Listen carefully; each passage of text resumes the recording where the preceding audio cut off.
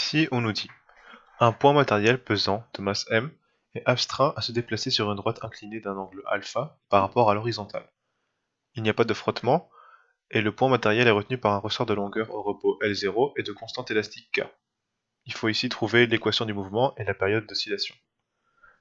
Donc graphiquement, ce que ça veut dire, c'est qu'on a un problème comme ça. On a une rampe qui est inclinée d'un angle alpha par rapport au sol, comme ça, et on a un poids ici qui est accroché à un ressort.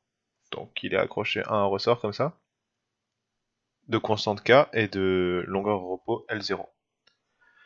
Donc là, ce qu'on choisit de faire, le plus efficace, on voit que tout se passe dans cet axe-là. Les oscillations vont se faire comme ça, et donc ce qui est le plus favorable, c'est de poser un repère comme ça, avec les Y ici, et les X ici, comme ça. Donc, première étape, faire le bilan des forces. On va essayer de voir toutes les forces qu'on a ici. Donc on a déjà la force de pesanteur, la force élastique, et la force normale. Comme ça. Et donc, on va faire le bilan des forces et on va voir selon quel vecteur s'expriment les forces. On va commencer par la plus simple de toutes, qui est la loi normale, qui est juste égale à n fois le vecteur dans lequel la loi normale est exprimée, et donc là, fois y. Parce qu'on voit que le vecteur normal, il est juste comme ça, c'est juste y. Il manque maintenant la force élastique, qui est juste moins k fois l'allongement, qui ici est x moins L0, fois le vecteur en question qui est x. Voilà. Et donc il reste la dernière qui est plus compliquée, qui est le poids, parce que là c'est compliqué parce que normalement c'est juste selon l'axe vertical, sauf que là comme il y a un angle alpha qui fait tout pivoter, c'est plus compliqué à voir ce que ça représente. Donc pour trouver les composantes de P selon x et y, on va faire une projection. On va ici poser y et ici x, chapeau, chapeau, et on sait qu'on a un angle alpha ici, et on veut trouver ce vecteur-là, les composantes de ce vecteur-là, qui a une norme mg, qui est juste le poids. Donc comment on fait pour trouver ces composantes-là et cette composante-là? Bon, c'est très simple, déjà il faut trouver cet angle-là. On va l'appeler θ, et donc on va tout exprimer selon θ. On va dire que cet angle-là c'est θ, puis après on va trouver ce que c'est réellement θ. Donc, en faisant une projection très simple, on a juste là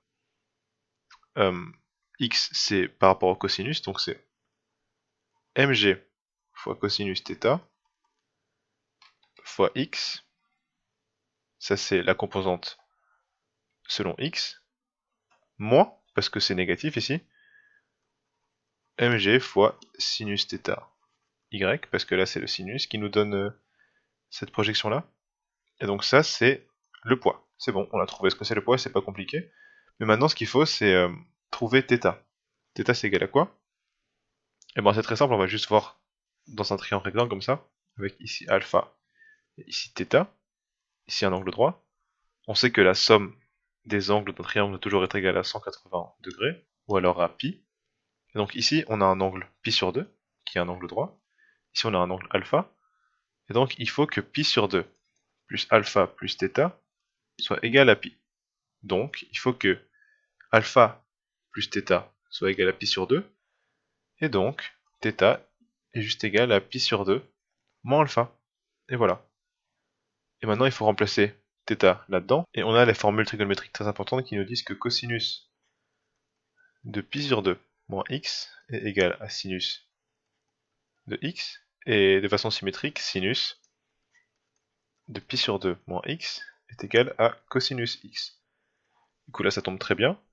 On va juste remplacer là-dedans et on aura le poids qui va être égal à mg fois sinus alpha cette fois. Donc cosinus de pi sur 2 moins alpha c'est égal à sinus de alpha. Et de l'autre côté on aura mg fois cosinus de alpha cette fois. Donc on va écrire tout ça. On va juste effacer tout ça parce que ça sert plus à rien maintenant qu'on a réussi à trouver les bonnes choses.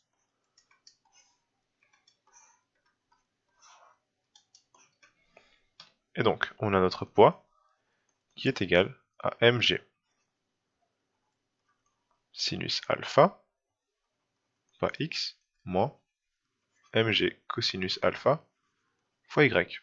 Et voilà, donc maintenant il faut trouver l'équation du mouvement rien de plus facile, maintenant qu'on a toutes les forces, on aura juste mx point point, my point point, qui seront égales à, déjà selon x, qu'est-ce qui est selon x là-dedans? La force élastique et le poids. Donc on a mg sinus alpha moins k fois x moins L0. Voilà. Et selon y, on a n et le poids. Et voilà. Donc déjà, ce qui est malin de voir, c'est qu'il n'y a aucun mouvement selon y. Hein. Imaginez vraiment le poids qui glisse sur une rampe inclinée. Elle va pas se mettre à voler d'un coup, donc ça, c'est juste égal à 0. Hein. Donc, on va juste faire un peu de place ici. Et on sait finalement que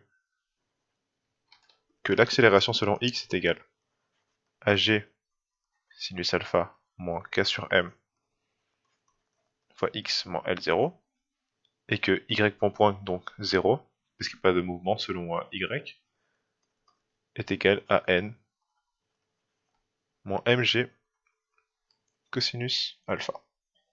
Voilà, on a nos équations de mouvement, c'est tout ce qu'il nous demande, et maintenant il faut trouver la période d'oscillation. Et pour ça, rien de plus simple, il faut juste voir l'équation qu'on connaît qui est x point point égale moins oméga carré x. Une fois qu'on a ça, on sait que l'oscillation, enfin que la pulsation c'est oméga. Donc il faut trouver oméga ici. Et si on factorise tout par moins k sur m, on a x point point qui est égal à moins k sur m x moins L0 moins m sur k fois g sinus alpha. Ça, c'est équivalent. Et donc là, si on fait un changement de variable, on aura ici u point qui est égal à moins k sur m. Tout ça, j'explique comment faire dans la vidéo précédente sur les oscillateurs harmoniques. Enfin, la version plus simple. Donc là, c'est simple à comprendre. C'est juste ça. Et donc là, c'est bon. On a notre équation de la forme u point point égale moins oméga carré sur u. Et donc ça, c'est notre oméga carré. Et donc on a notre oméga qui est égal à racine de k sur m. Et on connaît la formule qui nous dit que la période, ou plutôt que la pulsation, c'est égal à 2π divisé par la période. Et donc que la période, c'est égal à 2π divisé par la pulsation. Donc là, on remplace la pulsation par la valeur qu'on vient de trouver. Et on aura juste t qui est égal à 2π fois racine de m sur k.